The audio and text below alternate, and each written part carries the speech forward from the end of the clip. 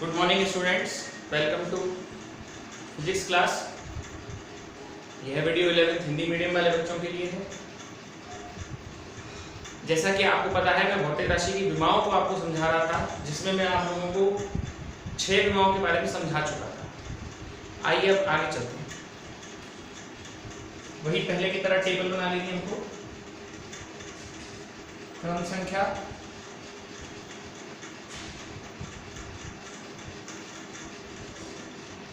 भौतिक राशि,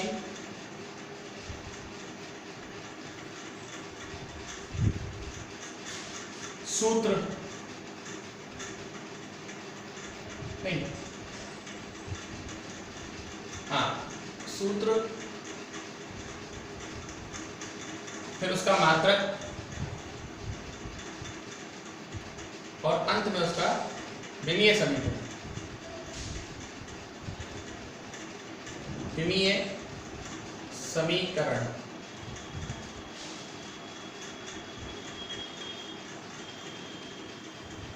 ठीक है। आइए इसको चलते हैं, आगे देखते हैं। 6 बता चुका था, 7वें नंबर पे आपकी आ रही है बल, जिसको हम इंग्लिश में फोर्स भी कहते हैं। इसका सूत्र होता है द्रव्यमान गुणा त्वरण, F बराबर ma। m यहां पर होता है इसका द्रव्यमान, जिसका मात्रक होता है किलोग्राम, और त्वरण का मात्रक होता है मीटर प्रति सेकंड स्क्वायर। यानी इसको अपन ऐसे लिख सकते हैं, किलोग्राम मीटर s की पावर -2।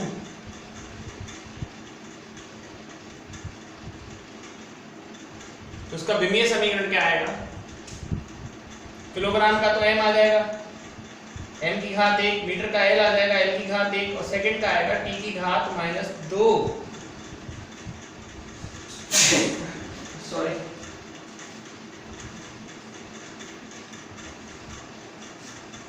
इसके बाद 8वें नंबर पे है दाब। दाब और प्रतिबल एक ही सूत्र होता है इनका। दाब को इंग्लिश में बोलते हैं हम लोग प्रेशर, और प्रतिबल को हम बोलते हैं स्ट्रेस। ठीक है, दाब और प्रतिबल, इसका सूत्र है P बराबर F/A। बल तथा क्षेत्रफल का अनुपात आपका कहलाता है प्रतिबल। इसका मात्रक हो जाएगा, किलोग्राम। इसको बल का मात्रक न्यूटन भी होता है बच्चों, वो इसी के बराबर होता है। इसका मात्रक हो जाएगा न्यूटन प्रति मीटर स्क्वायर। तो न्यूटन की मात्रा ये रही कितनी, m1 l1 t-2। ये तो बल की विमा हो गई, और क्षेत्रफल आपने पहले नंबर पढ़ा था, उसकी हो गई L2। फाइनल विमा क्या आएगी, m1 l-1 t-2। ये फाइनल विमा आएगी, ये अंतिम विमा आएगी आपकी। इसके बाद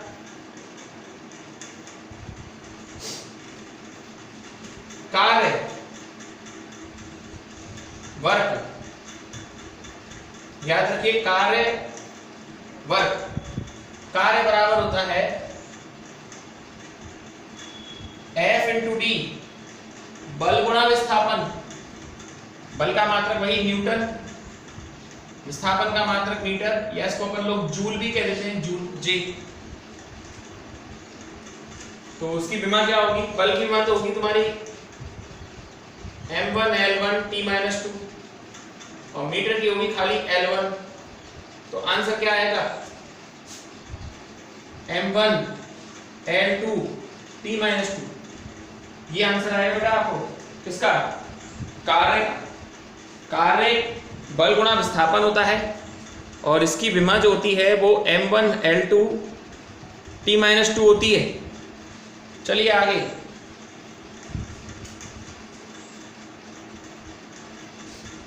शक्ति, पावर। कार्य करने की दर को शक्ति कहते हैं, इसे ही लिखते हैं W/T। मात्रक, W का मात्रक जूल होता है और समय का सेकंड, तो उसका मात्रक जूल प्रति सेकंड। और इसकी विमा कार्य की तो ये रही, देखो। अच्छा, जूल पर सेकंड को हम वॉट भी बोलते हैं, ध्यान रखें। m1 L2 T-2 बटे सेकंड की और आ जाएगी T1, तो फाइनल विमा आएगी प्रेस की m1 L2 T-3। मैं फिर कह रहा हूं, आप विमाओं को याद नहीं कर सकते, सब एक जैसी लगती है देखने में, MLT, ठीक है। ये सॉल्व करके दिखाई गई है, फाइनल रिजल्ट किस तरह से निकाला है। आप तो उनका सूत्र अगर याद कर लें तो विमा निकालने में आपको कोई खास परेशानी नहीं आएगी। एक बार इनको देखिए, और जैसा मैंने आपको कहा था कि मैं आपको 25 डायमेंशंस यानी 25 विमाएं कराऊंगा, जिसमें से मैं आपको अब 10 तो करा चुका हूं, ठीक है। देखिए इनको, फिर आगे बढ़ते हैं।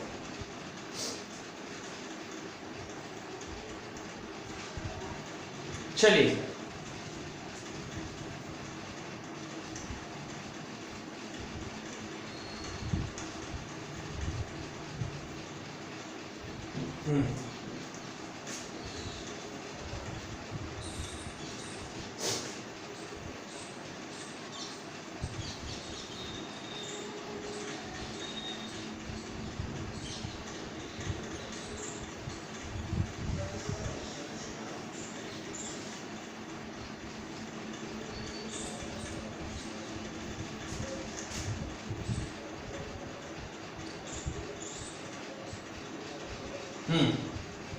आपकी ये 10 हो गई हैं। अब 11वें नंबर पर देखिए आप, गतिज ऊर्जा, इसको इंग्लिश में हम लोग काइनेटिक एनर्जी कहते हैं। काइनेटिक एनर्जी, इसका सूत्र सब बच्चे जानते होंगे, 12 mv² होता है। K से लिखते हैं इसको। गणितीय राशि की कभी कोई विमा नहीं होती, वो तो एक नियत मान है ना। भौतिक राशि की विमा होती है, इसका मात्रक जूल ही होता है वैसे तो। अब विमा लिखते हैं, आइए। m द्रव्यमान है, द्रव्यमान की m1 हो गया, और वेग की L1 T-1 का है स्क्वायर।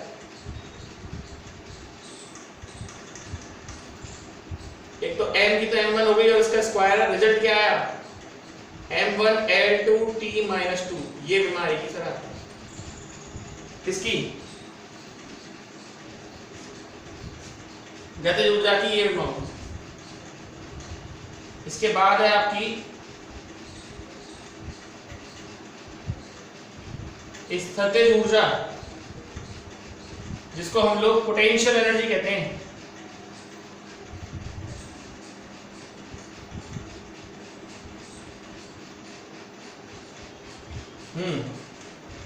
स्थितिज ऊर्जा होती है mgh, U बराबर mgh। इसका भी मात्रक जूल होता है।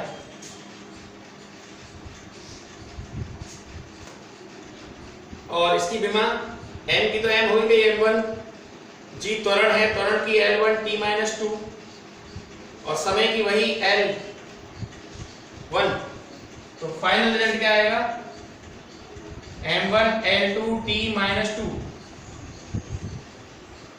एक बात आपने देखी, कार्य हुआ, गतिज ऊर्जा हुई, स्थितिज ऊर्जा हुई, एक जैसी विमाएं हैं। यानी ये बेटा कि विमा को देखकर आप ये नहीं बता सकते कि भौतिक राशि कौन सी है। कई बच्चे सोचते हैं सर विमा देख के पता चल जाएगा क्या? मतलब ही नहीं है, क्योंकि कई सारी भौतिक राशियां ऐसी है जिनकी एक जैसी विमा हो सकती है। ठीक है, आइए आगे चलते हैं हम। आवेग, इसको इंग्लिश में इंपल्स कहते हैं। इंपल्स आवेग होता है बल गुणा समय, F × T। बल का मात्रक वही न्यूटन, समय का मात्रक सेकंड। बल की विमा m1 L1 T-2 और सेकंड की क्या होगी? T1। रिजल्ट क्या आएगा बताओ? m1 L1 t-1, ये इसकी विमा होगी। अब अगर आप देखें तो आवेग और संवेग जो कल कराई थी सेम विमा है। इसके बाद आगे आता है कोण। कोण या अपन इसको कोणीय विस्थापन भी कह देते हैं। कोणीय विस्थापन, एंगुलर डिस्प्लेसमेंट।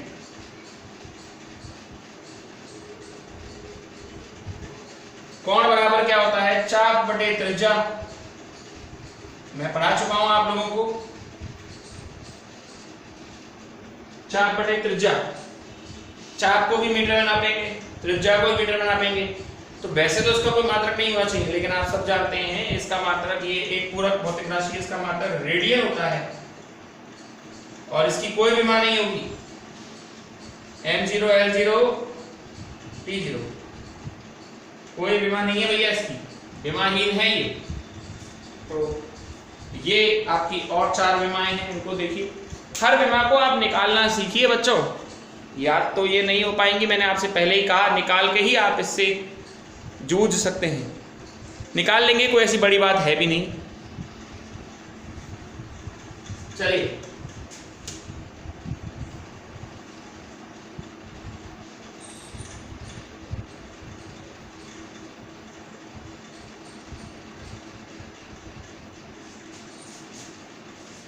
चौदह विमाएं आपकी हो चुकी हैं, है ना। अब आगे चल रहे हैं।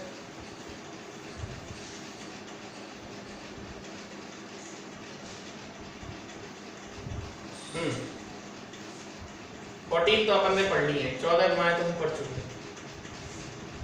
अब आगे देखिए,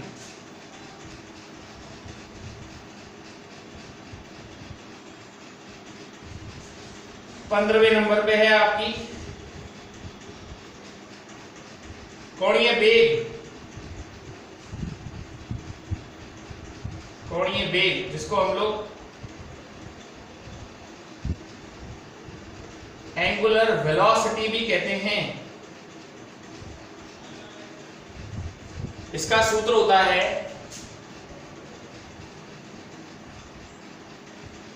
कोणीय विस्थापन बटे समय। इसका सूत्र है कोणीय विस्थापन बटे समय, ओमेगा से लिखते हैं इसको।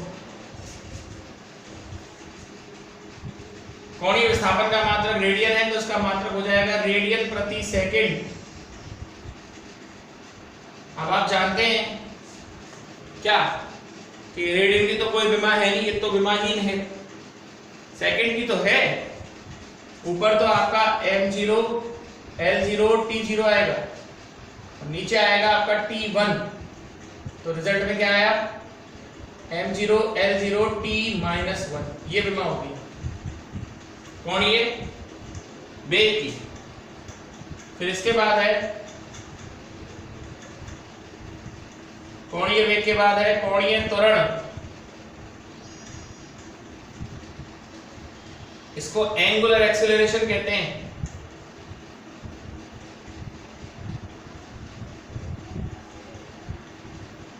एंगुलर एक्सेलरेशन, कोणीय त्वरण क्या होता है? कोणीय वेग बटे समय। अल्फा से लिखते हैं इसको, मैं अल्फा पढ़ा चुका हूं आपको, ग्रीक भाषा है ये। ओमेगा अपॉन टी, ओमेगा का मात्रक रेडियन पर सेकंड, एक और सेकंड नीचे आ गया तो रेडियन प्रति सेकंड इनटू सेकंड, रेडियन पर सेकंड स्क्वायर। और इसकी विमा, रेडियन की तो कोई विमा नहीं होनी, m0 l0 t0। सेकंड की लिख लीजिए आप, t2 होगी। तो फाइनल रिजल्ट में m0 l0 t-2। Final result में आपकी जो कोणीय त्वरण की विमा आएगी वो ये आएगी, कोणीय वेग, कोणीय त्वरण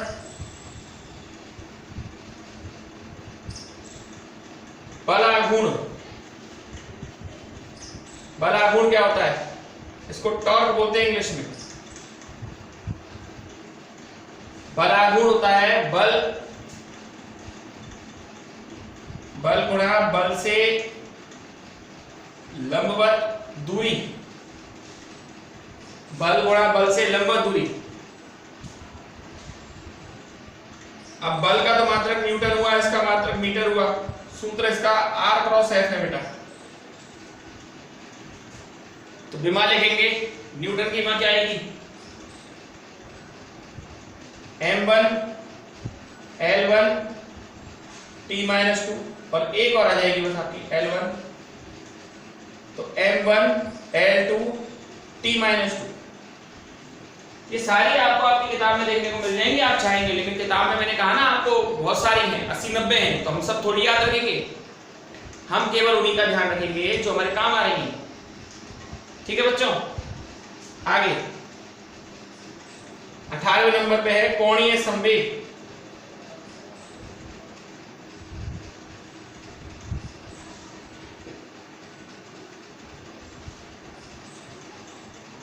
एंगुलर मोमेंटम,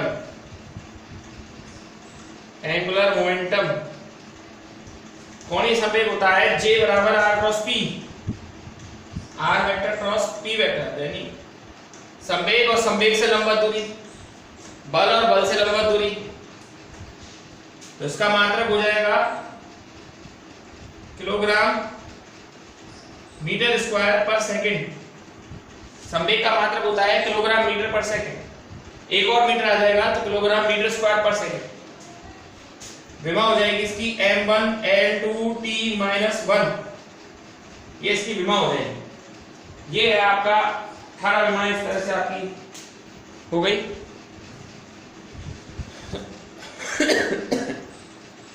चलिए आगे चलते हैं।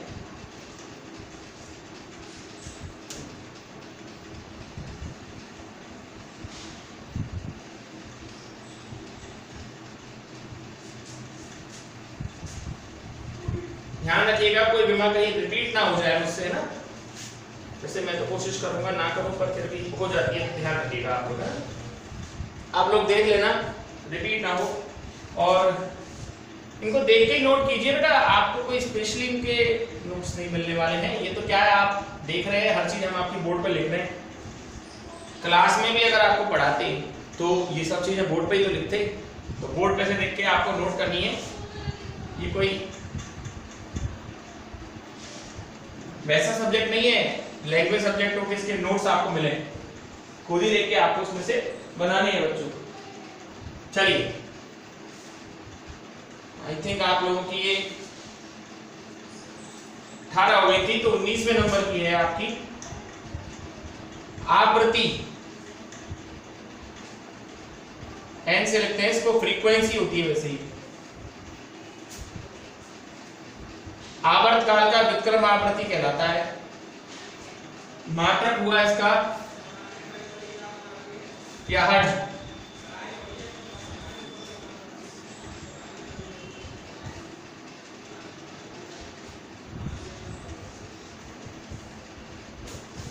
m0 L0 T-1 तरंग दैर्ध्य, इसको वेवलेंथ कहते हैं।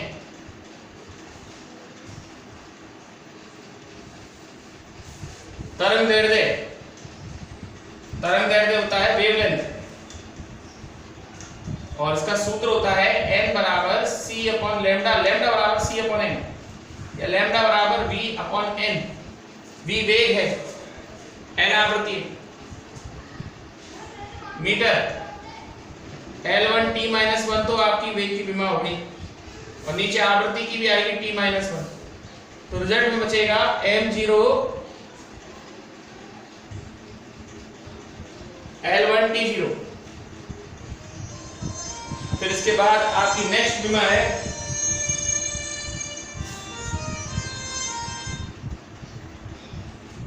सर, अभी 1 मिनट वीडियो बना रहा हूं, फोन करता हूं।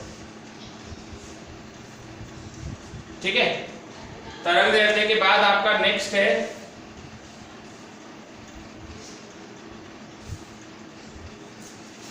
तरंग दैर्ध्य के बाद आपका नेक्स्ट आपका आता है प्रत्यास्थता गुणांक। प्रत्यास्थता गुणांक, इलास्टिक कांस्टेंट बोलते हैं इसको।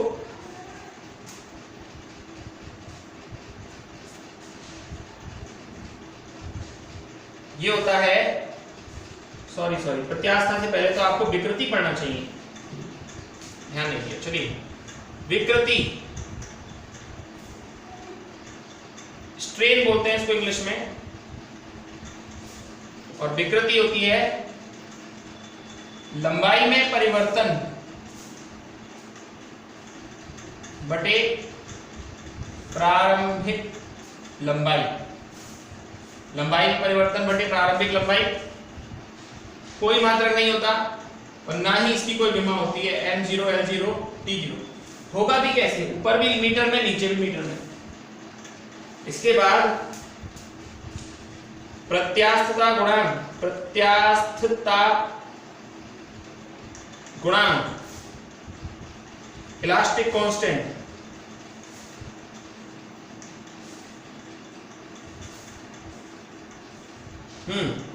प्रत्यास्था गुणांक, इसका सूत्र है प्रतिबल बटे विकृति, प्रतिबल बटे विकृति। प्रतिबल का तो मात्रक वही हुआ न्यूटन प्रति मीटर स्क्वायर, लेकिन विकृति का कोई मात्रक ही नहीं हुआ, तो इसकी विमा वही होगी जो प्रतिबल की थी, यानी कि कितनी, m1 l-1 t-2। ये इसकी विमा होगी। 22 आपकी विमाएं हो चुकी हैं। अब हम 3 विमाएं और कराना चाहेंगे, जिससे फिर आप लोगों की ये समाप्ति की ओर बढ़े। ठीक है, आइए।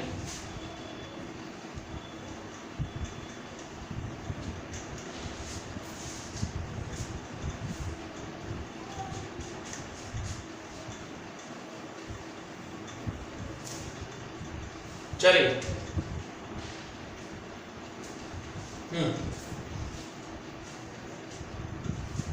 23वें नंबर में बच्चों आपकी है जड़त्व आघूर्ण। जड़त्व आघूर्ण क्या होगा, जड़त्व आघूर्ण होता है आपका I बराबर mr²। इसको इनर्शिया बोलते हैं, मोमेंट ऑफ इनर्शिया।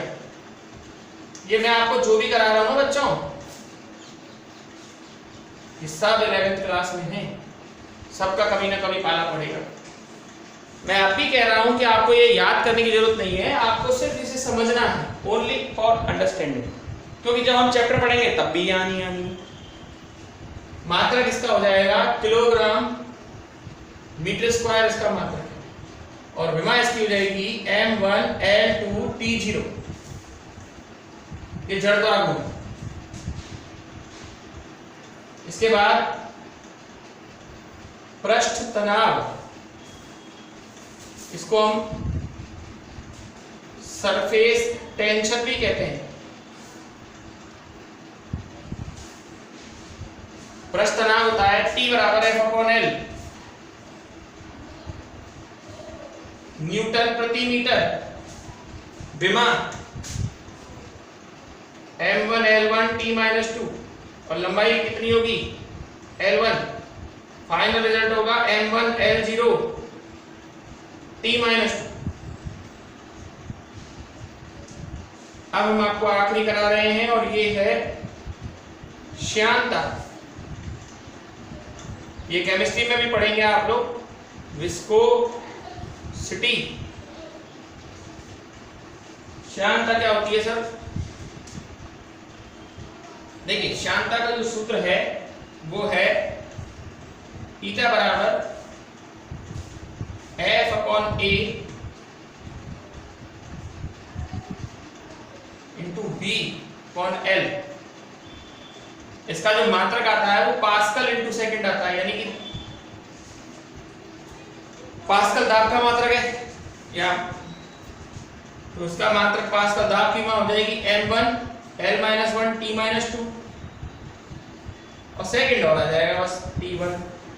तो इसकी विमा आएगी m1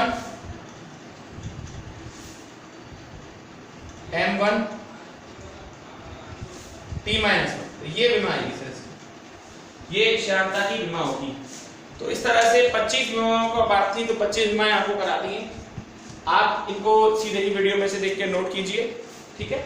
और मैंने बता दिया, इन्हें लर्न करने की कोई जरूरत नहीं है, आप बस इन्हें समझिए, अपने आप लर्न हो जाएगी, कोई टेंशन नहीं है। चैप्टर जैसे जैसे बढ़ता जाता है ऐसे वैसे आगे जाती है। अब अगले लेक्चर्स में इसके उपयोग चालू हो जाएंगे। Okay, that's all for today.